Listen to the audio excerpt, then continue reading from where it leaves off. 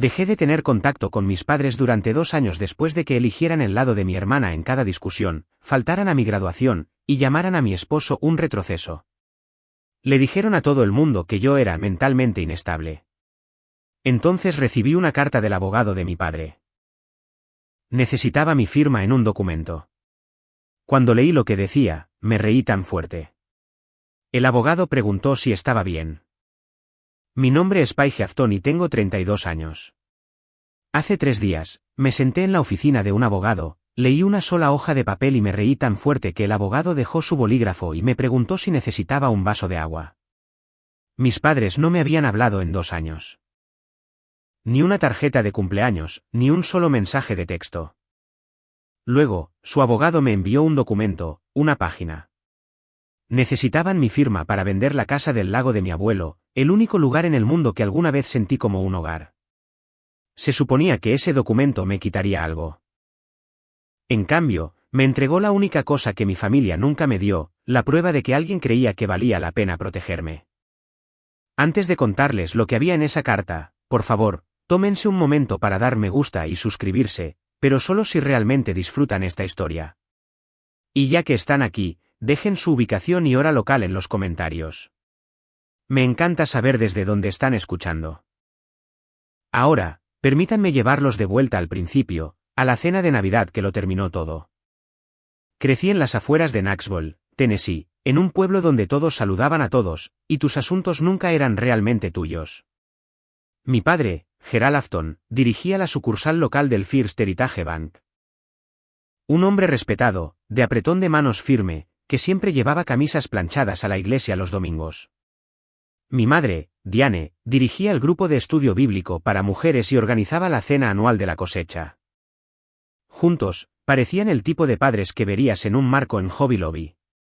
Y luego estaba Meredith, mi hermana pequeña, 3 años menor y de alguna manera siempre 3 pasos por delante a los ojos de mis padres. Meredith recibió clases de piano. Yo recibí quizás el próximo año. Meredith recibió un Honda Civic usado para su 16º cumpleaños. Y yo recibí un pase de autobús y la sugerencia de preguntar por un trabajo a tiempo parcial. Meredith tenía el dormitorio más grande porque necesitaba espacio para practicar. Yo compartía pared con el lavadero y aprendí a dormir durante el ciclo de centrifugado.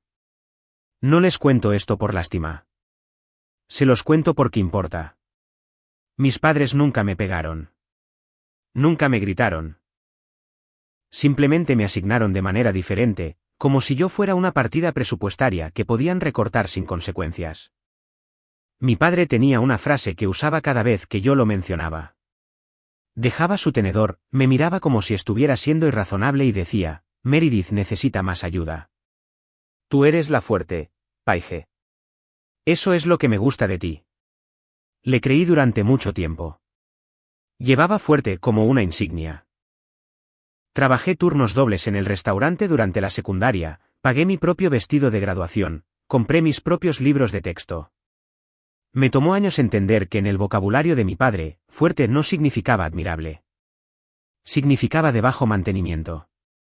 Significaba no se quejará. Significaba no vale el esfuerzo. Fui la primera persona en mi familia en graduarse de la universidad. Una licenciatura en contabilidad de la Universidad Estatal, obtenida mientras trabajaba 25 horas a la semana en una oficina de preparación de impuestos. 4 años. Sin ayuda, sin un cofirmante en mis préstamos estudiantiles, solo yo y un despertador programado para las 5:15 cada mañana. Mis padres dijeron que vendrían. Mi madre eligió el atuendo que usaría. Mi padre preguntó a qué hora abría el estacionamiento. Reservé 4 asientos, 2 para ellos, 1 para Meredith, 1 para mi abuelo, Howard Afton, quien fue la única persona que nunca me hizo sentir como una idea de último momento. La mañana de la graduación, mi teléfono sonó a las 7. Ha surgido algo, dijo mi padre. Tu hermana se muda a su nuevo apartamento y necesita ayuda con los muebles. Yo estaba en mi dormitorio sosteniendo una blusa planchada y un par de tacones que había comprado en oferta. Podía oír a mi madre de fondo preguntándole a Gerald dónde estaba la pistola de cinta adhesiva. Es solo una ceremonia, gritó mi madre. ¿Ya tienes el título, cariño? Crucé ese escenario sola, me senté en una fila de familias de extraños, tomé mi propia foto usando el temporizador de mi teléfono, apoyado contra un banco. Esa tarde, mi teléfono volvió a sonar, pero esta vez era el abuelo Howard. Estoy orgulloso de ti, Paige, dijo.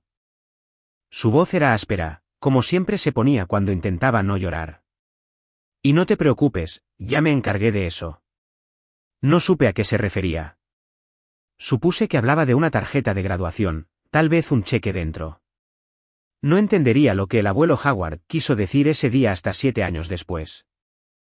Conocí a Daniel Reeves cuando tenía 26 años. Él estaba recableando el edificio de oficinas donde acababa de empezar como contadora junior. Lo oí antes de verlo, cantando en voz baja mientras trazaba una línea de conductos detrás de las placas del techo. Algo de Johnny Cash. Desafinado, pero con entrega. Daniel era electricista, con licencia, afianzado y dirigiendo su propia operación de un solo hombre desde una furgoneta de segunda mano con su nombre estampado en el lateral. Trabajaba jornadas de 14 horas.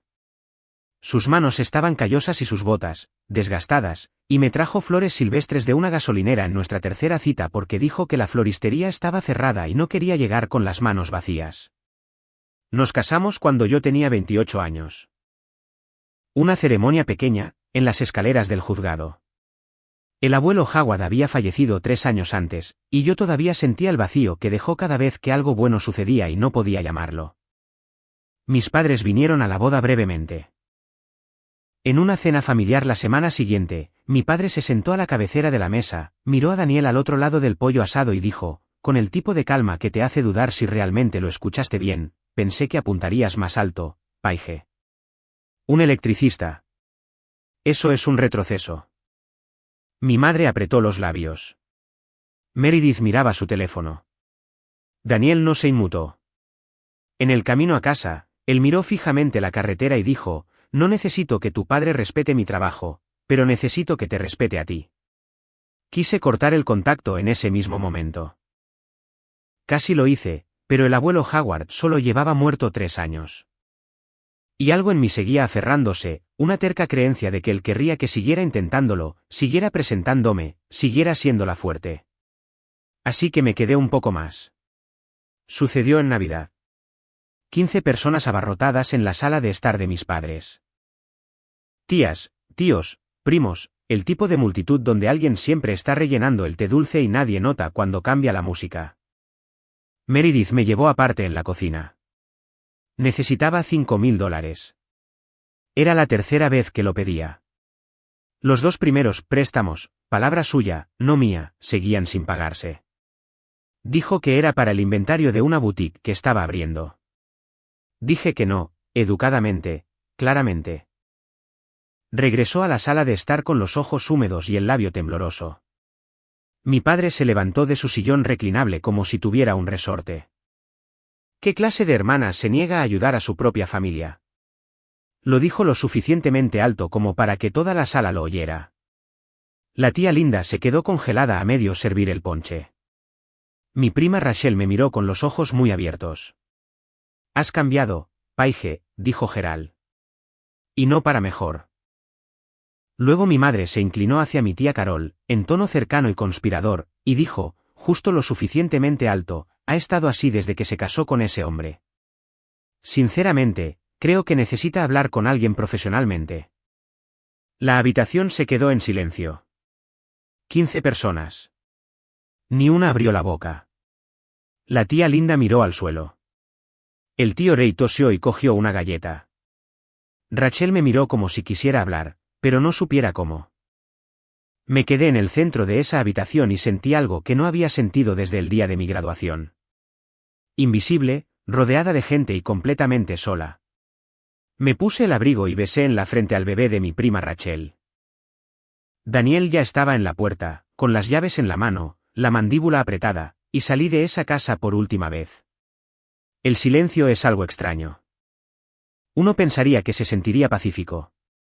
2 años sin las llamadas telefónicas, los chantajes emocionales, los campos de minas de las festividades. 2 años sin oír a mi madre suspirar teatralmente o a mi padre explicar por qué Meredith necesitaba más. Pero el silencio no está vacío. Está lleno de las cosas con las que otras personas lo llenan. A las pocas semanas de esa Navidad, mis padres tenían una historia y se la contaron a todo el mundo.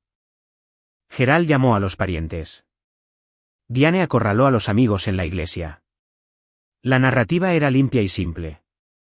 Paige es mentalmente inestable. Daniel la está aislando de la familia. Necesita ayuda profesional. Mi prima Rachel me llamó en enero. Tu mamá me dijo que estás viendo a un terapeuta. Y dijo que tuviste algún tipo de episodio en Navidad.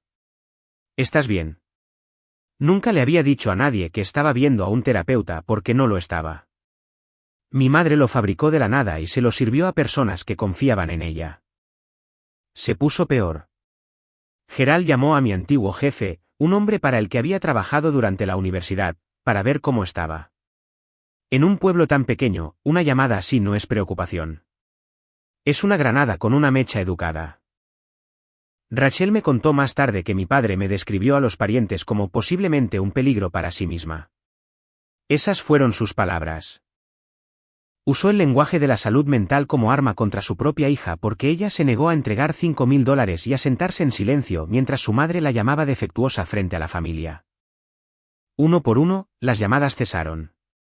Tías de las que solía saber en Pascua, primos que enviaban mensajes de cumpleaños. Luego el círculo se cerró alrededor de Gerald y Diane como un cordón, y yo quedé fuera.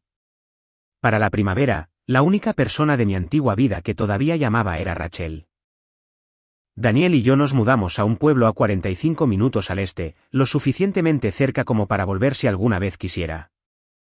Lo suficientemente lejos como para no tener que ver a mi padre en la ferretería los sábados. Fui ascendida a contadora senior en una firma que no conocía a mi familia y no preguntaba.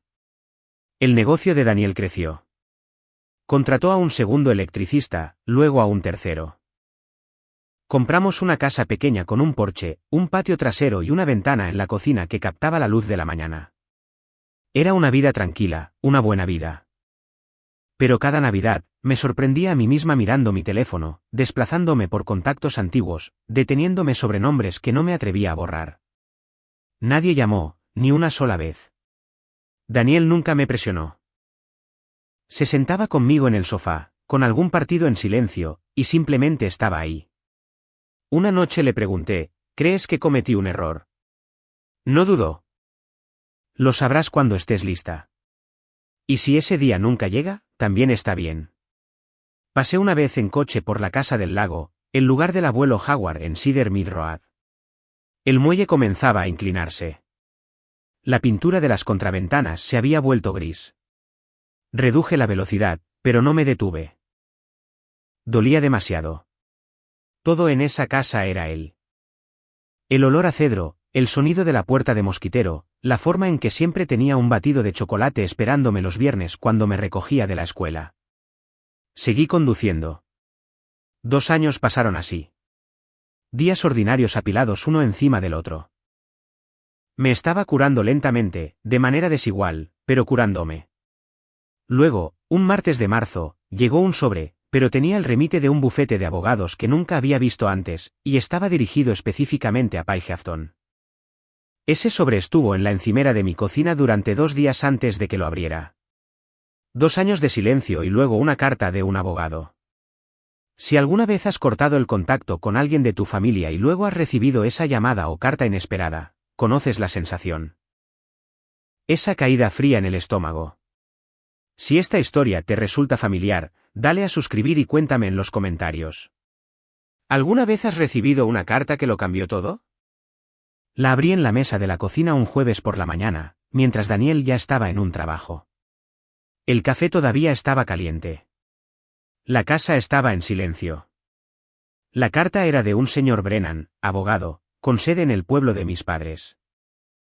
Papel con membrete profesional, fuente limpia, una página, y decía que Gerald Afton estaba iniciando la venta de una propiedad residencial en 14 Cedar Mill Road, la casa del lago del abuelo Howard, y que como posible heredera del patrimonio de Howard Afton. Se me pedía que firmara una escritura de renuncia de derechos, renunciando a cualquier reclamación sobre la propiedad. Había una línea para la firma en la parte inferior, un plazo de 30 días y un número de teléfono de la oficina de Brennan. La leí 3 veces. 2 años, ni una tarjeta de cumpleaños, ni un ¿cómo estás?, ni siquiera un correo electrónico en cadena reenviado, y la primera vez que mi familia se pone en contacto es a través de un bufete de abogados pidiéndome que entregue lo último que el abuelo Howard tocó. Dejé la carta y miré al otro lado de la cocina, al pequeño estante de madera que Daniel había construido sobre la estufa. En él estaba la caja de aparejos de pesca del abuelo Howard. Madera de cedro, bisagras de latón, sus iniciales talladas en la tapa. La había heredado en su testamento. Todavía olía a agua de lago y aceite de linaza. Dentro de esa caja de aparejos, metido en el fondo, había un sobresellado que había guardado durante 7 años. Lo había encontrado cuando estaba limpiando sus cosas después del funeral. Papel amarillento, cerrado con cinta adhesiva, con su letra en el frente, para Paige cuando lo necesites. Nunca lo había abierto. Pensé que era una carta de despedida, algo sentimental, algo que me haría llorar. Esa noche, por primera vez en 7 años, abrí el sobre del abuelo Howard. Mis manos estuvieron firmes hasta que rompí el sello. Dentro había 2 cosas. La primera era un documento legal, papel grueso sellado y notariado. El encabezado decía, escritura de fideicomiso irrevocable, fideicomiso familiar Howard R. Afton. Debajo, en letra clara, la propiedad en 14 Cedar Mill Road, comúnmente conocida como la Casa del Lago, estaba mantenida en un fideicomiso irrevocable. El fideicomisario era un señor Calewa, el abogado personal del abuelo Howard. La única beneficiaria figuraba en la página 3, Paige Ellen Afton. El segundo artículo era una sola hoja de papel de cuaderno doblada 2 veces. Su letra inclinada, deliberada, la forma en que escribe un hombre cuando sus manos son fuertes, pero su paciencia con los bolígrafos es limitada. Paige, conozco a tu padre. Tiene buenas intenciones, pero no ve con claridad cuando se trata de tu hermana. Esta casa es tuya. Siempre ha sido tuya. No dejes que nadie te diga lo contrario. Abuelo H. Me senté en el suelo del dormitorio con la espalda contra la cómoda y lloré. No el tipo de llanto que te destroza. El tipo que vuelve a unir algo. Él lo sabía. Antes de que yo saliera de esa cena de Navidad, antes de que conociera a Daniel, antes de que dejara de contestar las llamadas de mi padre, el abuelo Howard lo vio. Todo. Y no solo sintió pena por mí, hizo algo al respecto. Daniel llegó a casa esa noche y me encontró sentada allí, con los papeles esparcidos sobre el edredón.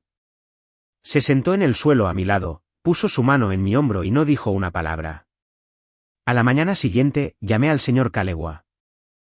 Contestó al segundo timbre.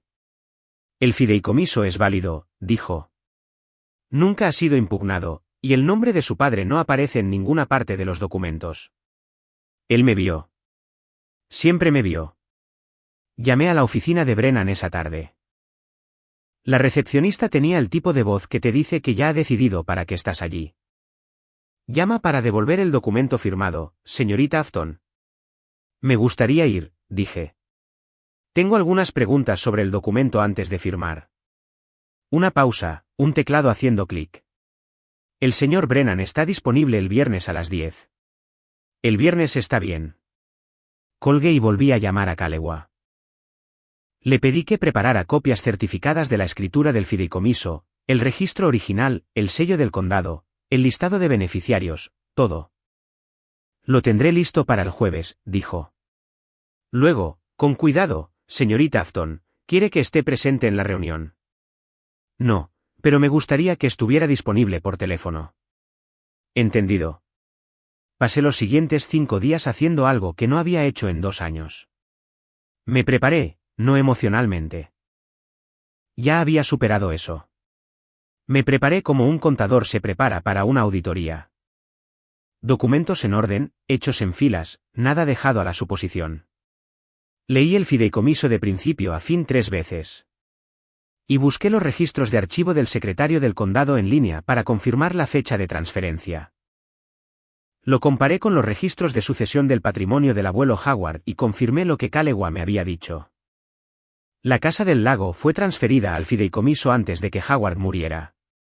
Nunca pasó por el proceso de sucesión. Gerald nunca la heredó. Simplemente asumió que sí. Y nadie nunca le dijo lo contrario porque la única persona que lo sabía era el abuelo Howard, y el abuelo Howard tenía sus razones. Daniel me preguntó el jueves por la noche si quería que me acompañara. Negué con la cabeza. Esta es mía. Me besó en la frente y me dio un termo de café para el viaje. La noche antes de la reunión, Rachel llamó. Necesito decirte algo, dijo. Tu padre ha estado llamando a todo el mundo, no solo a la familia. A todos. Está estresado, Paige. Realmente estresado. ¿Por la casa? Por la tienda de Meredith. Está en serios problemas. Sacó préstamos comerciales. Tu padre los confirmó todos. Me senté en el porche y dejé que eso se asentara. Los grillos sonaban fuerte. Daniel estaba dentro lavando los platos. Rachel continuó. Hace 8 meses, tu padre refinanció la hipoteca de la casa, su casa en Birchwood, y puso el dinero en la boutique. Tu madre lo aprobó. Ahora la boutique está fracasando, los préstamos vencen y tu padre le debe al banco su garantía personal.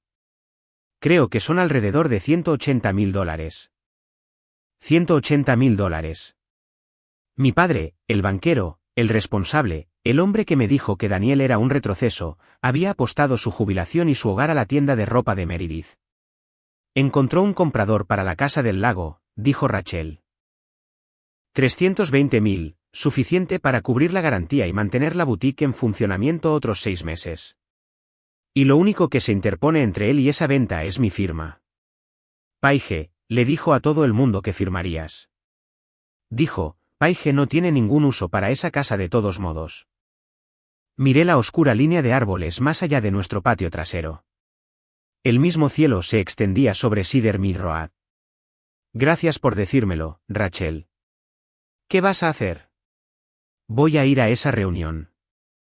Llegó el viernes. Puse la caja de aparejos del abuelo Howard en el asiento del pasajero, la que todavía olía a cedro y agua de lago. Metí la carpeta con los documentos del fideicomiso en mi bolso. Luego conduje 45 minutos de regreso al pueblo que había dejado atrás. El viaje era memoria muscular. No necesité GPS. Mis manos conocían las curvas antes de que mi cerebro registrara las señales de tráfico. Pasé la gasolinera Shell donde el abuelo Howard solía comprarme batidos de chocolate todos los viernes. Pasé la escuela secundaria donde una vez gané un concurso de ortografía y nadie de mi familia estaba en la audiencia porque Meredith tenía un recital de baile la misma noche. Pasé la intersección de Oak y Third, donde la camioneta del abuelo Howard solía esperar en ralentí, con la ventanilla bajada y la radio encendida. El pueblo no había cambiado. Las mismas fachadas de ladrillo en Main Street. El mismo mural descolorido en el costado de la ferretería, el mismo campanario de la iglesia asomando entre los árboles como un dedo apuntando hacia arriba con convicción. Reduje la velocidad en el semáforo de LM, miré la carpeta en el asiento del pasajero. Copias certificadas, sellos del condado, escritura de fideicomiso, la tarjeta de visita de Calewa. Pensé en la última vez que le pregunté a mi padre sobre el patrimonio del abuelo Howard. Fue en la recepción del funeral, 3 días después de que bajaran el ataúd. Yo tenía 25 años, con los ojos enrojecidos, sosteniendo un plato de comida que no podía comer. ¿Dejó el abuelo un testamento? Pregunté. Gerald apenas levantó la vista de su conversación. No tenía mucho. La casa del lago me corresponde a mí como pariente más cercano. Así es como funciona. Lo dijo como decía la mayoría de las cosas, como un hombre tan acostumbrado a tener razón que había dejado de comprobarlo. Nunca contrató a un abogado, nunca buscó en los registros del condado, nunca consideró la posibilidad de que su propio padre pudiera haber hecho un plan diferente. La luz se puso verde. Apreté el acelerador. No volvía para pelear. Volvía para terminar lo que el abuelo Howard había empezado. La oficina de Brennan estaba en el segundo piso de un edificio de ladrillo rojo en Main Street, encima de una consulta dental. El hueco de la escalera olía a alfombra vieja y a café que había estado en una cafetera desde el amanecer.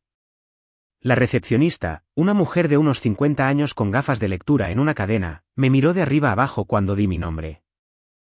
Tome asiento, señorita Afton. El señor Brennan estará con usted en breve. Había algo en su tono, no grosero exactamente, más bien como simpatía ensayada, el tipo de voz que la gente usa cuando ya han oído una versión de tu historia y han decidido quién es el villano. Me senté en una silla de vinilo junto a un helecho que estaba perdiendo las ganas de vivir. Abrí mi bolso, revisé la carpeta una vez más. Escritura de fideicomiso, copia certificada, recibo de archivo del condado, la tarjeta de Calewa con su número directo rodeado con bolígrafo, la carta escrita a mano del abuelo Howard sellada en una funda transparente, todo en orden. Cerré la carpeta y apoyé las manos sobre ella. Pero mi corazón estaba firme, mi respiración era uniforme. Había pasado 2 años siendo llamada inestable por personas que no podían mantener abierta una boutique durante 18 meses. Podía manejar una sala de conferencias. El reloj del pasillo pasó de las 9:58. Sonó un teléfono en algún lugar detrás de la recepción. Oí abrirse una puerta. Señorita Afton. La voz de Brennan era pulcra. 50 y tantos años, canas en las sienes. El tipo de hombre que dice, vamos a solucionar esto y espera que suceda. Se hizo a un lado y señaló hacia la sala de conferencias. Me levanté, me puse el bolso al hombro y crucé la puerta. Y allí, sentado en el extremo de la mesa con una camisa planchada y las manos cruzadas delante de él, estaba mi padre. Gerald levantó la vista cuando entré. La misma mandíbula, la misma postura, la misma forma de dominar una habitación como si ya la hubiera medido y la hubiera encontrado aceptable. Hola, Paige. Su voz era tranquila, gentil, incluso. El registro de padre preocupado, con un tono lo suficientemente bajo como para sonar afectuoso, lo suficientemente controlado como para recordarte quién está a cargo. Me detuve a 2 pasos de la puerta y miré a Brennan. Me dijeron que esta era una reunión entre su oficina y yo. Brennan se ajustó la corbata. El señor Afton pidió estar presente. Pensé que podría facilitar las cosas. Facilitar, repetí la palabra como si sostuviera una prenda de la talla equivocada. La estudié, la devolví al perchero. Me senté frente a mi padre, puse mi bolso en la silla a mi lado, coloqué mi carpeta sobre la mesa, no la abrí. Gerald se inclinó hacia adelante, con los codos sobre la caoba, y sonrió. Siéntate, Karine. Terminemos esto rápido. Sé que estás ocupada. Lo estoy. Mira, dijo, inclinando la cabeza de una manera que se suponía que debía parecer conciliadora. Sé que las cosas han sido difíciles, pero esto no se trata de nosotros. Se trata de la casa. Tu abuelo habría querido esto. Usó el nombre del abuelo Howard. Se sentó frente a mí en la sala de conferencias de un abogado, la primera vez que estábamos en el mismo espacio en 2 años, y usó el nombre de la única persona que alguna vez estuvo de mi lado para tratar de sacarme de él. Mis dedos descansaban en el borde de mi carpeta. Fue entonces cuando supe que esto nunca iba a terminar a menos que yo lo terminara. No con ira, no con una escena, con la verdad. Sentada en una carpeta de Manila en una mesa de conferencias, esperando ser leída. Gerald se enderezó en su silla y pasó al modo de ventas. La misma cadencia que usaba en el banco al explicar los términos de un préstamo a personas que no leían la letra pequeña. La casa ha estado vacía durante años, dijo. Nadie la está usando. Tengo un comprador listo para cerrar en 320.000. El negocio de tu hermana necesita un préstamo puente, y esto resuelve el problema limpiamente. Brennan deslizó un documento sobre la mesa. Lo miré. Escritura de renuncia de derechos en negrita en la parte superior. Una línea para la firma en la parte inferior con mi nombre escrito debajo. Lo cogí y lo leí lentamente. Cada palabra, cada cláusula. La habitación estaba en silencio, excepto por el golpeteo del dedo índice de mi padre contra la mesa, un ritmo que probablemente no sabía qué estaba haciendo. Dejé el documento. No me has preguntado cómo estoy. Gerald parpadeó. ¿Qué? En 2 años, este es el primer contacto y llegó a través de un bufete de abogados. Mantuve mi voz plana, no enojada, solo clara. No llamaste, no escribiste, enviaste a un abogado. Se movió en su asiento. Hemos estado tratando de contactarte. Mi número de teléfono no ha cambiado. Brennan carraspeó. Gerald lo ignoró. Paige, no estoy aquí para reavivar el pasado. Estoy aquí para gestionar una propiedad. Eso es todo. ¿Y si no firmo? El golpeteo se detuvo. La mandíbula de Gerald se tensó como siempre lo hacía cuando alguien cuestionaba un número en su hoja de cálculo. Entonces todos esperamos más tiempo. Le cuesta más dinero a todo el mundo. No compliques esto, Paige. No compliques esto. El mismo hombre que le dijo a 15 personas que yo era mentalmente inestable. El mismo hombre que se saltó mi graduación. El mismo hombre que llamó a mi esposo un retroceso. No compliques esto. Me recliné en mi silla. Antes de hacer nada, me gustaría entender por qué no se me informó de la venta antes de que un abogado me enviara una carta. La expresión de Gerald cambió. No una grieta exactamente, sino una recalibración. Se volvió hacia Brennan como un hombre se vuelve hacia el estrado de los testigos. No hemos podido contactarla, dijo. No a mí, al abogado. Cortó con toda la familia hace 2 años. ¿Sin explicación? Sin explicación, repetí. Diane y yo lo hemos intentado todo. Gerald negó con la cabeza lentamente, interpretando la tristeza como interpretaba todo, con estructura. Ha estado pasando por un momento difícil. Lo estaba haciendo de nuevo. El mismo guión, las mismas indicaciones escénicas. Decirle a la sala que estoy rota. Hacer que la sala sienta pena por él. Brennan estaba escribiendo algo en su blog de notas. No podía verlo. Su esposo, añadió Gerald, bajando un poco la voz, ha sido un poco controlador. Nos preocupa su entorno. Sentí que mi pulso se aceleraba, no por miedo, por la precisión de aquello. 2 años después, y el guión no había cambiado ni una sola palabra. Lo había ensayado tantas veces que sonaba como el Evangelio. Brennan dejó su bolígrafo y me miró. Pude ver la pregunta formándose detrás de sus ojos. ¿Es esto cierto? No me defendí. No corregí el registro. No enumeré los recibos. Miré a mi padre, mantuve su mirada y dije, ¿has terminado? Algo cambió en su rostro. La sonrisa no desapareció. Se congeló, como un proyector atascado en un fotograma. Había visto a mi padre manejar la resistencia antes.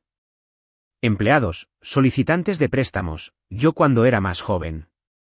Nunca me había visto dejar de resistir. El teléfono de Gerald vibró sobre la mesa. Miró la pantalla y levantó un dedo. 1 segundo. Contestó. El altavoz no estaba encendido, pero en una habitación tan silenciosa con el tipo de altavoz barato que Gerald poseía, no lo necesitabas, ya que la voz de Meredith llegó aguda y delgada. ¿Ya firmó? Papá, necesito saberlo para el lunes. El propietario amenaza con cambiar las cerraduras. Gerald cubrió el teléfono con la mano. Lo estoy manejando. Dame 1 hora.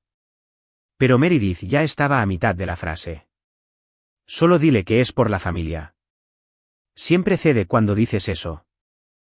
Las palabras aterrizaron en el centro de la mesa como un vaso golpeando madera dura. Gerald se quitó el teléfono de la oreja y terminó la llamada, su cuello enrojecido desde el cuello hacia arriba. Brennan miraba su bloc de notas. Crucé las manos. Siempre cede cuando dices eso, repetí en voz baja. Palabra por palabra. Gerald puso el teléfono boca abajo. Está bajo mucha presión. No lo tomes. No estoy tomando nada, dije. Solo estoy escuchando. Miré a Brennan.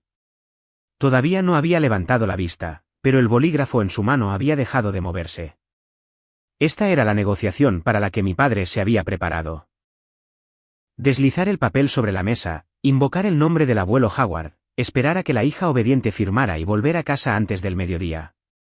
En cambio, estaba sentado en una habitación donde su hija menor acababa de confirmar en voz alta, a un testigo, que todo era una actuación, una máquina. Presiona la palanca. Mira a Paige ceder. No cedí. Y en ese pequeño silencio después de que la voz de Meredith se desvaneciera y la habitación se reajustara, tomé una decisión. No iban a obtener una firma. Iban a tener una conversación que deberían haber tenido hace 2 años. Gerald se levantó. La silla chirrió contra el suelo. Paige, he sido paciente. Firma el papel. Señaló la escritura de renuncia de derechos como si fuera un libro de contabilidad que no cuadraba. Esta casa no significa nada para ti. No has estado allí en años. Tienes razón, dije. No lo he estado. Porque la última vez que la visité, le dijiste a mi esposo que era un retroceso. Gerald agitó la mano. Eso fue una broma. No fue gracioso.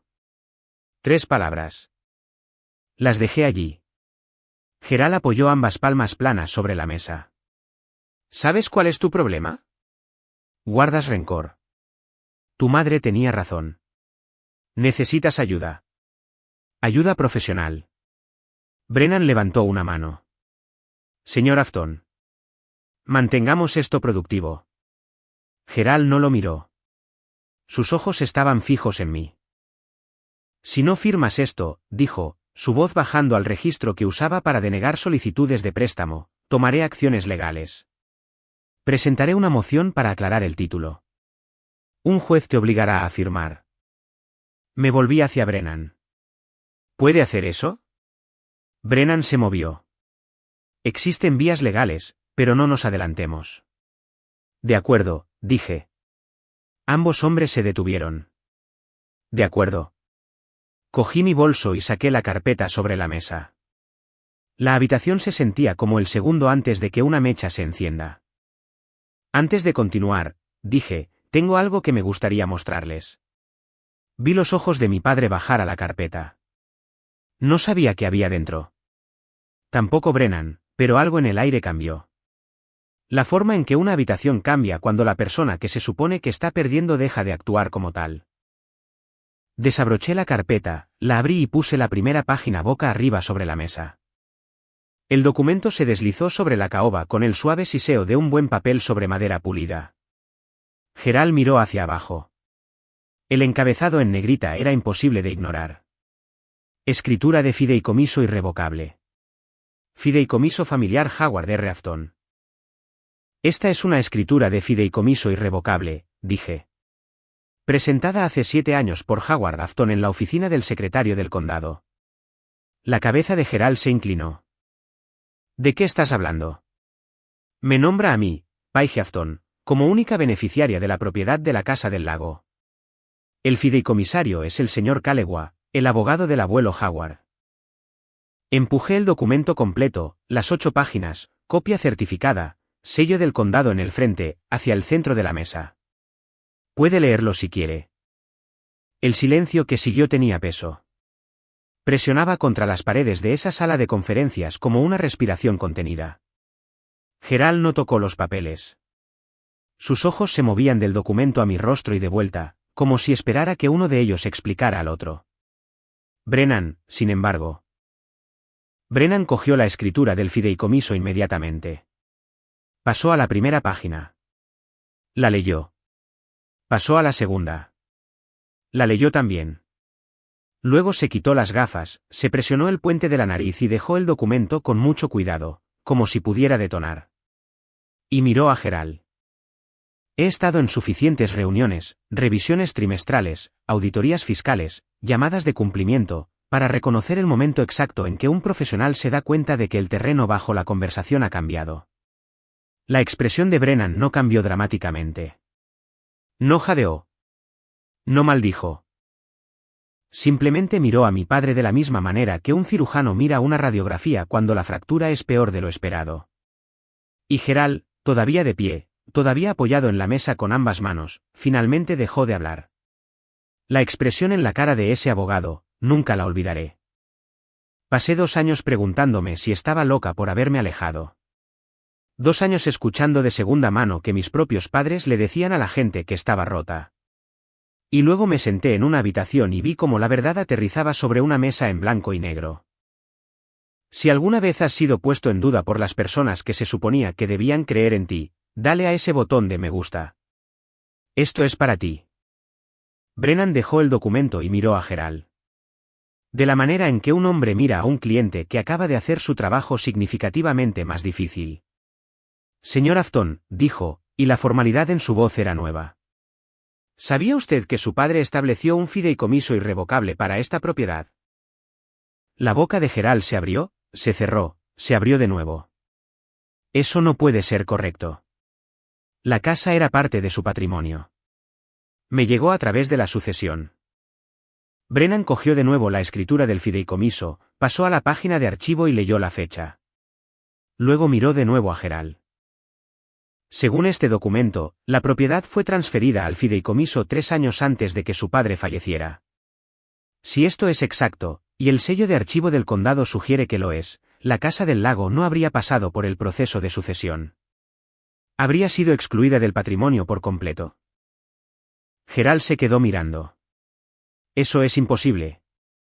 La oficina del secretario del condado tendría el original en archivo, continuó Brennan, hablando ahora con la calma deliberada de un hombre que mide cada palabra por responsabilidad.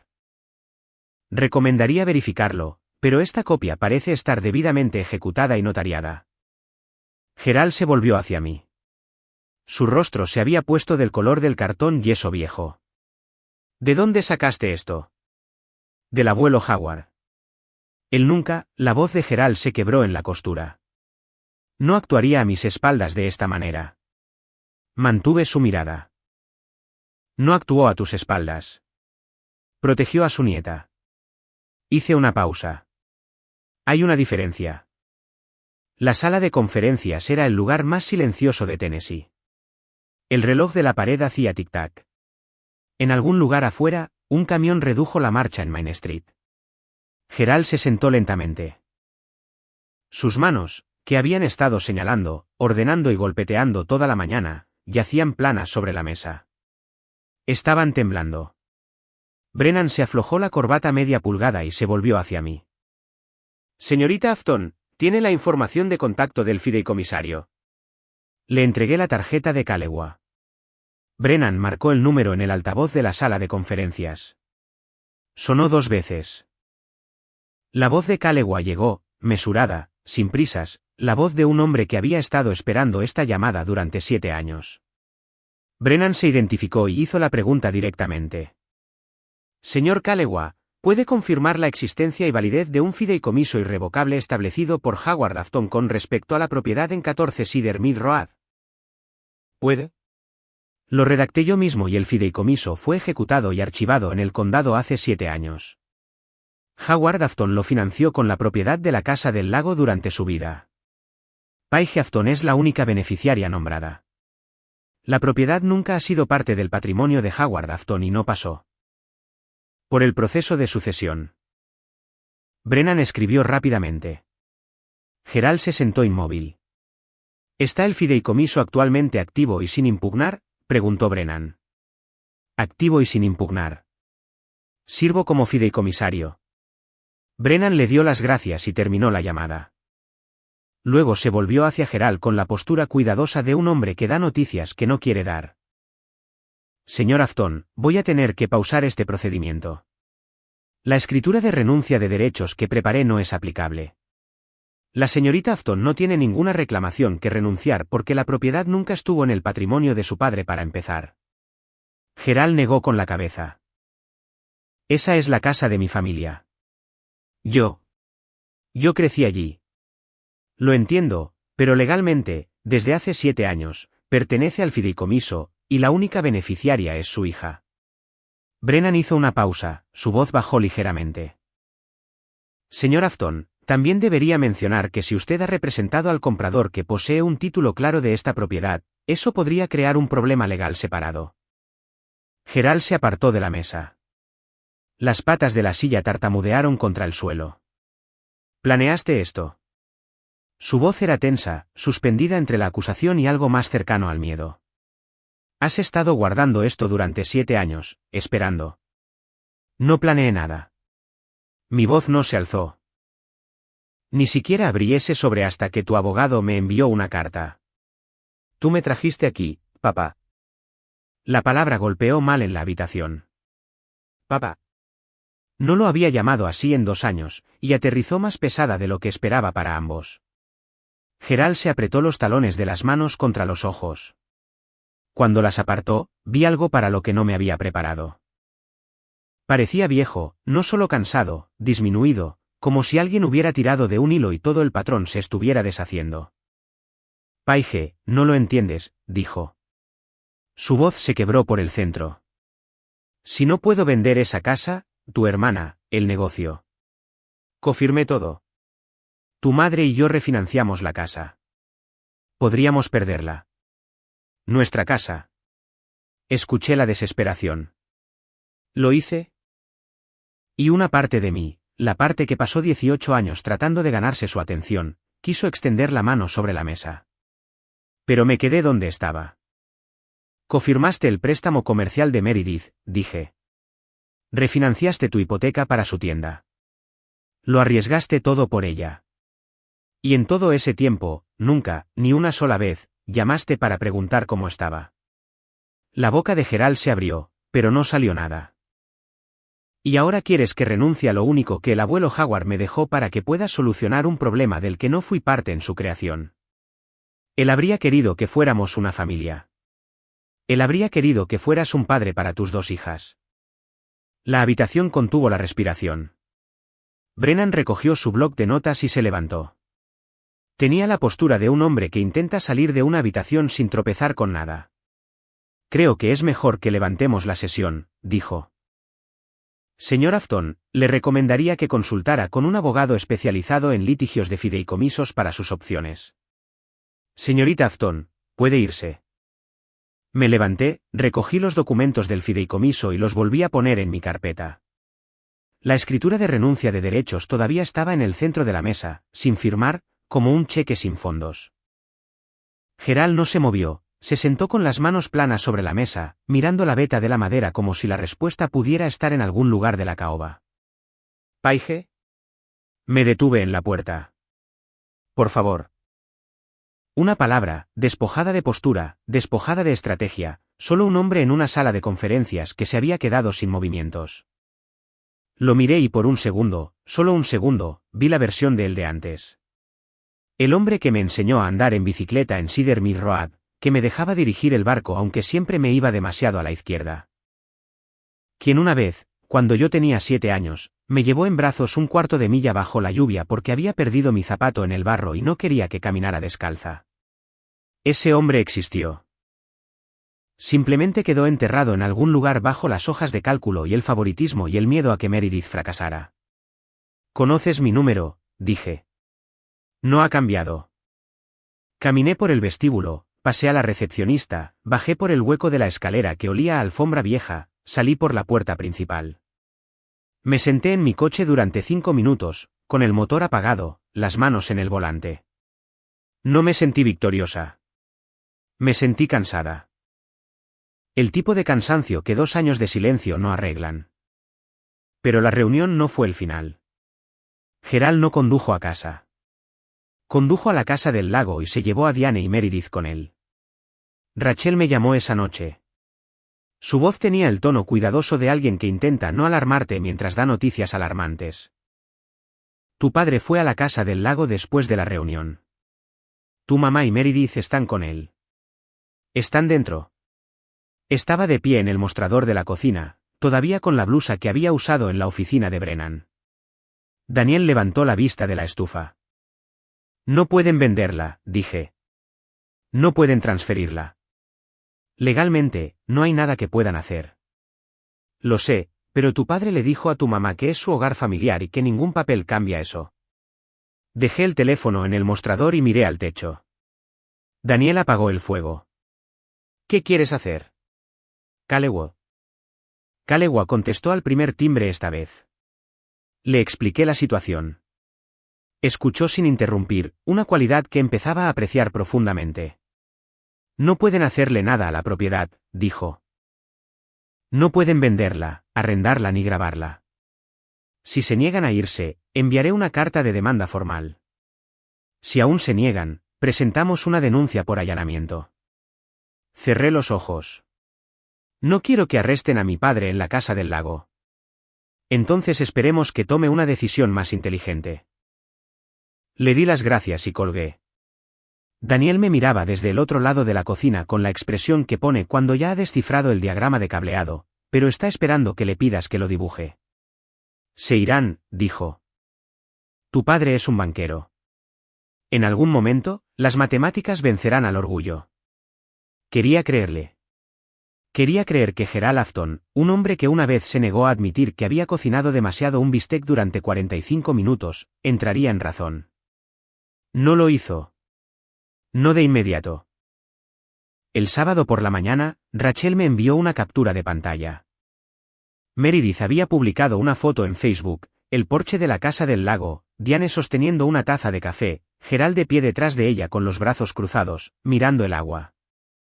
Leyenda, tiempo en familia en la casa del lago del abuelo. Hay cosas por las que vale la pena luchar. Miré la foto durante mucho tiempo. Meredith estaba sentada en la silla del abuelo Howard. La Adirondack verde que él mismo construyó el verano que cumplí 10 años. Yo había lijado los reposabrazos. Me dejó pintar la primera capa, dijo que tenía una mano más firme que la suya. Esa silla fue el último lugar donde se sentó antes de que sus piernas se pusieran demasiado rígidas para bajar al muelle. Y Meredith posaba en ella como un accesorio. Los comentarios llegaron. Unos pocos parientes, qué alegría que estéis todos juntos. Un vecino, esa casa guarda tantos recuerdos. Nadie me mencionó. Nadie preguntó dónde estaba. Un primo, Eric, con quien no había hablado en un año, escribió, Gerald tiene todo el derecho. Es la casa de su padre. Dejé mi teléfono boca abajo en la mesita de noche. Daniel me trajo café sin que se lo pidiera. Calewo, dije. Para el domingo por la tarde, una carta certificada estaba en camino. Ted Calewa también envió una copia por correo electrónico para mayor inmediatez. La carta decía, actualmente están ocupando una propiedad mantenida en un fideicomiso irrevocable. Esto constituye un uso no autorizado de la propiedad del fideicomiso. Por la presente se les solicita que desalojen las instalaciones en un plazo de 72 horas. Gerald ya no trataba con una hija. Trataba con una entidad legal, un archivo del condado y un fideicomisario al que no le importaban las cenas de Navidad. Meredith borró la publicación de Facebook el domingo por la noche. El reloj de 72 horas comenzó a correr. Lunes por la mañana, 41 horas restantes en el reloj. Mi teléfono sonó a las 6:47 de la mañana. El tipo de hora temprana que significa que alguien necesita fianza o cree que la urgencia es un arma. Era Diane. Casi no contesté, pero lo hice. Porque incluso después de todo, hay un músculo en tu pecho que se contrae cuando tu madre llama. 2 años de silencio no lo atrofian por completo. Paige, su voz era áspera. Había estado llorando o quería que yo pensara que lo había hecho. Con mi madre, nunca se podía saber del todo. Por favor. Tu padre no puede dormir. Meredith va a perderlo todo. Esto está destrozando a nuestra familia. Me senté en el borde de la cama. Daniel ya estaba despierto a mi lado, con los ojos abiertos. En silencio. Esto no empezó con un documento de fideicomiso, mamá. Sé que no fuimos perfectos, pero ¿es esto realmente lo que quieres? ¿Tomar la casa para castigarnos? No estoy tomando nada. Ya era mía. Una respiración al otro lado, aguda, ofendida. Y no los estoy castigando. Estoy protegiendo lo que el abuelo Howard quería. Tu abuelo no querría esto. Su voz se endureció. Él querría que estuviéramos juntos. Tengo una carta suya que dice lo contrario.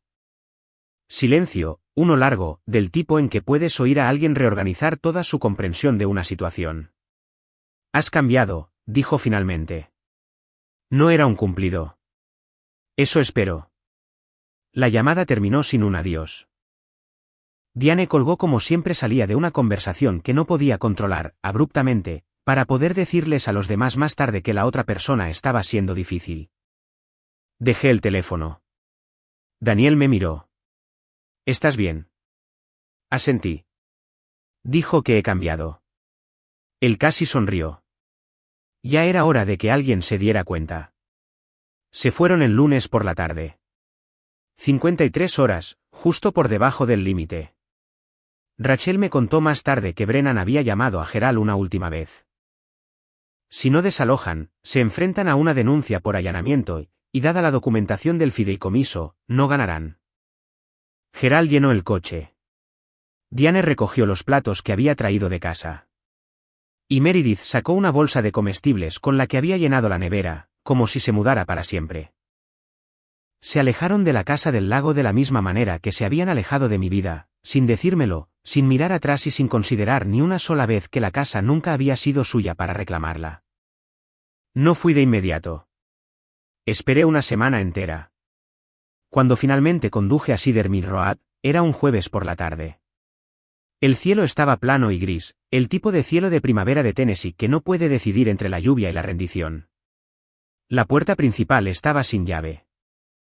Dentro, el lugar olía a polvo y pino viejo.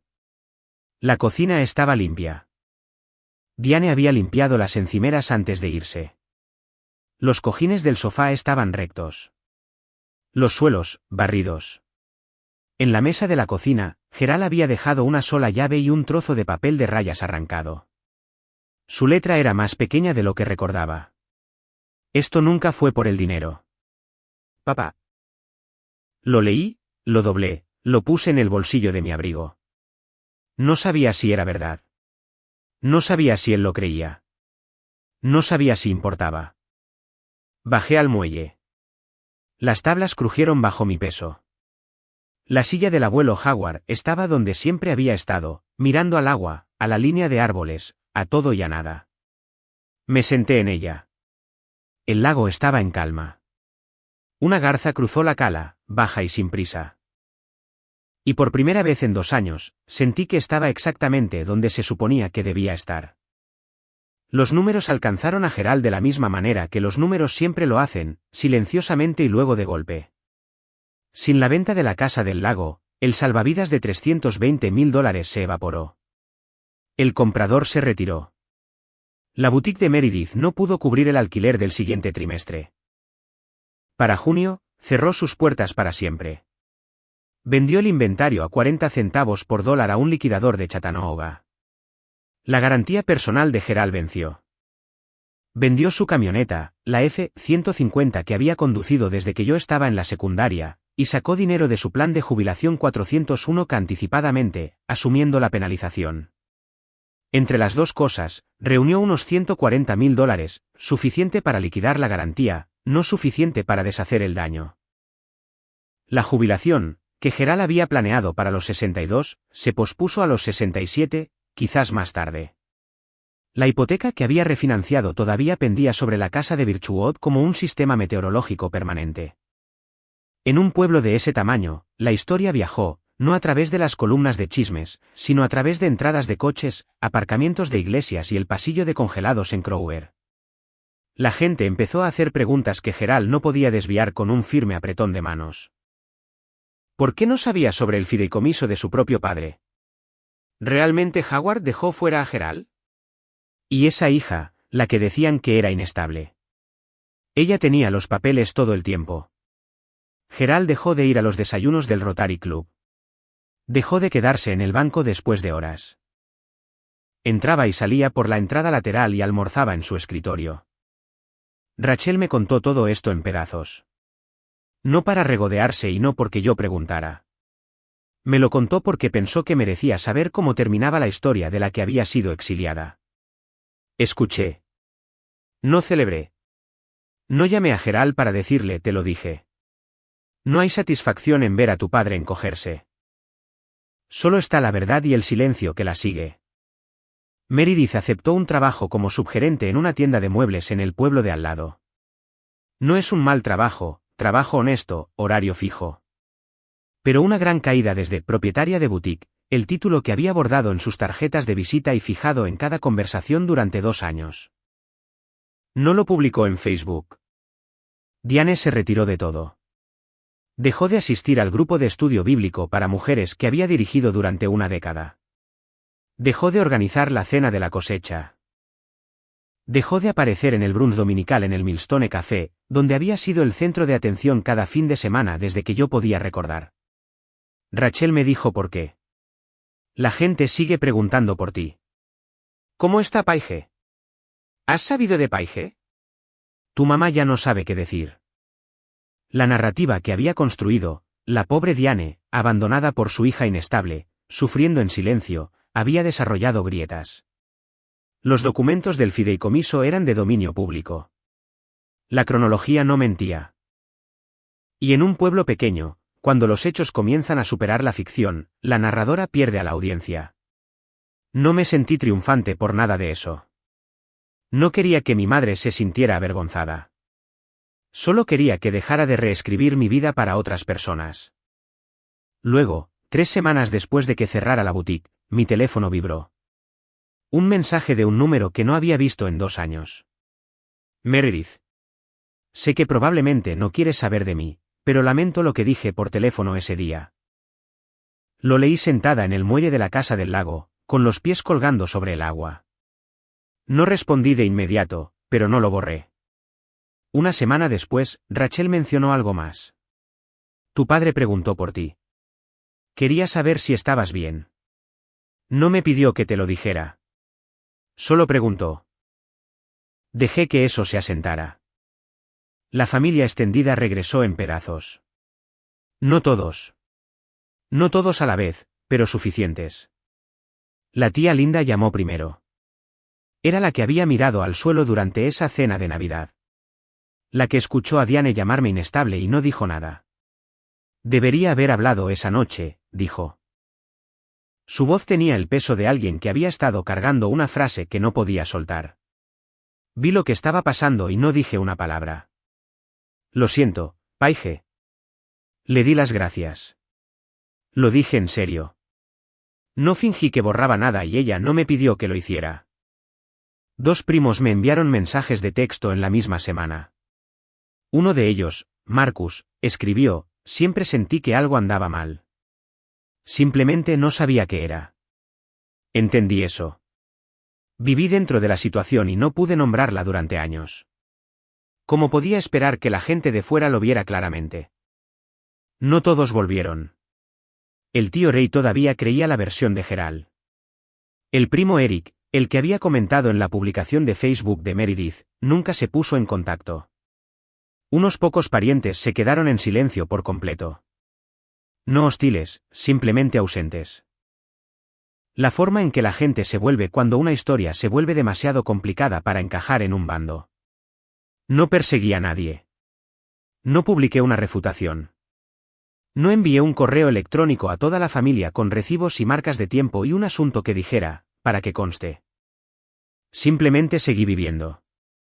Contadora senior, casa del lago los fines de semana, Daniel recableando las luces del porche. Café en el muelle por las mañanas. Las personas que necesitaban saber la verdad la encontraron. Las personas que no la querían se quedaron cómodas en la versión que ya tenían. Hice las paces con ambos. No todos lo entenderán. Y dejé de necesitar que lo hicieran. Daniel y yo empezamos a arreglar la casa del lago en mayo. No fue una renovación, más bien una conversación con el edificio, escuchando lo que necesitaba, una nueva capa de tinte en el muelle. Nuevas mosquiteras en el porche, el grifo del baño que había goteado desde que yo tenía 12 años finalmente consiguió un cartucho nuevo. Daniel se encargó de la parte eléctrica, reemplazó el antiguo panel de interruptores, pasó nuevo cableado a la cocina, instaló una luz en el porche que realmente se encendía cuando accionabas el interruptor. Es lo que hago, dijo, sonriendo, cubierto de polvo del ático. Encontré las herramientas de carpintería del abuelo Howard en el garaje, colgadas en un tablero que él mismo había construido, cada una en su lugar. Cinceles alineados por tamaño, cepillos de mano aceitados y envueltos. Una pajarera a medio terminar en el banco de trabajo, como si se hubiera ido a almorzar y simplemente nunca hubiera regresado. En una caja debajo del banco de trabajo, encontré fotografías. Yo a los 6 años de pie en el muelle con una lubina que era casi tan larga como mi brazo. El abuelo Howard detrás de mí, con ambas manos levantadas, riendo, su sombrero echado hacia atrás, su camisa de franela arremangada hasta los codos. Sostuve la foto durante mucho tiempo. No me dejó una casa. Me dejó la prueba de que importaba. Que alguien en mi familia me veía con claridad. No como la fuerte. No como la de bajo mantenimiento. No como la que no necesitaba nada, sino como Paige, su nieta, digna de ser protegida. Enmarqué la foto y la colgué en la pared de la cocina, justo encima de la ventana por donde entra la luz de la tarde, cálida y dorada. Cada vez que la miro, oigo su voz por teléfono el día que me gradué. Ya me encargué de eso, Paige. ¿Lo hizo? Un mes después de la reunión en la oficina de Brennan, me senté en la mesa de la cocina de la Casa del Lago y escribí una carta a mano. No a través de un bufete de abogados, no a través de Rachel, solo yo, un bolígrafo y un trozo de papel. La escribí a Gerald y Diane. No escribo para castigarlos. Escribo para ser clara. La Casa del Lago se queda en el fideicomiso. Esa fue la decisión del abuelo Howard. Y tengo la intención de honrarla. No la venderé y no renunciaré a ella. Si hay una versión de nuestra relación que se pueda reconstruir. No empieza con papeleo. Empieza con honestidad. Empieza con que me vean a mí. No como la fuerte, no como la que puede con todo, no como la que no necesita nada, sino como su hija. Mi puerta está abierta, pero solo si la cruzan como mis padres, no como personas que necesitan algo de mí. Puse la dirección en el sobre, le puse un sello y lo eché en el buzón al final de Cedar Mill Road. No esperé una respuesta. No revisé el buzón cada mañana esperando una. Había dicho lo que necesitaba decir, y el resto dependía de ellos. Daniel leyó la carta antes de que la sellara, pero no sugirió ni un solo cambio. Solo asintió y dijo, «Esa eres tú». Solía pensar que los límites eran muros, cosas que construyes cuando estás enojado para mantener a la gente fuera. Ya no pienso así. Los límites son puertas. Tú eliges quién entra. Tú eliges los términos. Y si alguien se para al otro lado y llama con las manos limpias y una voz honesta, la abres. Pero no la dejas abierta de par en par para la gente que solo aparece cuando necesita la llave. Es una tarde de viernes cuando finalmente entiendo lo que el abuelo Howard quiso decir. Estoy sentada en el muelle en su silla Adirondack verde. La que lijé cuando tenía 10 años. En la que pinté la primera capa. En la que Meredith posó para una foto que luego borró. La madera está cálida por el sol. El lago está plano. En algún lugar al otro lado de la cala, un pez rompe la superficie y la onda se extiende en círculos lentos y pacientes. Daniel está dentro haciendo café. Puedo oír la tetera a través de la ventana abierta y el bajo zumbido de la luz del porche que instaló el fin de semana pasado. La brisa trae olor a cedro y hierba cortada y algo dulce de la madreselva del vecino. Tengo la caña de pescar del abuelo Howard en mis manos, la vieja con la empuñadura de corcho que él mismo envolvió y el carrete que hace clic cuando lanzas. No he pescado nada en toda la tarde y no me importa. Hablo con él a veces, no en voz alta, solo en mi cabeza. Como haces con la gente que se fue de la habitación pero nunca se fue realmente. Hola, abuelo. Encontré tu sobre. Encontré el fideicomiso. Encontré la carta. Una pausa. El viento responde. Gracias. Me miro las manos. Están ásperas ahora. De lijar, de pintar, de vivir. No son las manos de alguien que fue tratado con delicadeza. Son las manos de alguien que construyó lo que tiene, una tabla a la vez. Mi nombre es Paige Afton. Tengo 32 años. Hace 2 años, el abogado de mis padres me envió un documento. Ese documento no me dio nada que no tuviera ya. Solo me recordó que alguien ya había decidido que valía la pena protegerme, y eso fue suficiente. Si llegaste hasta aquí, gracias. Lo digo en serio. Esta historia no es sobre venganza. Es sobre saber que mereces ser visto, incluso cuando las personas más cercanas a ti se niegan a mirar. Así que, aquí está mi pregunta, si pudieras escribir una carta a alguien que te subestimó, ¿qué diría? Déjala en los comentarios. Leo cada uno de ellos. Y si quieres más historias como esta, he dejado algunas en la descripción que creo que te encantarán. Dale a suscribir para no perdértelas. Nos vemos en la próxima.